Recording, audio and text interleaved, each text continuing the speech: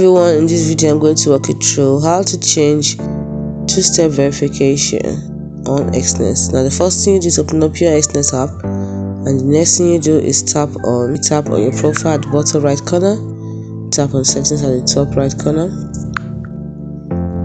and then you see the security. Under security you have security type, tap on it. Right now my security type is set to email, which is low security. I want to enable two-step verification to ensure that all my sensitive transactions are authorized by me. Now we must enter verification code to confirm these transactions. So tap on change. Now we have email, change two-step verification, only email, new phone number, question app, or push notification. That was recommended. Pick anyone you like and then tap on next.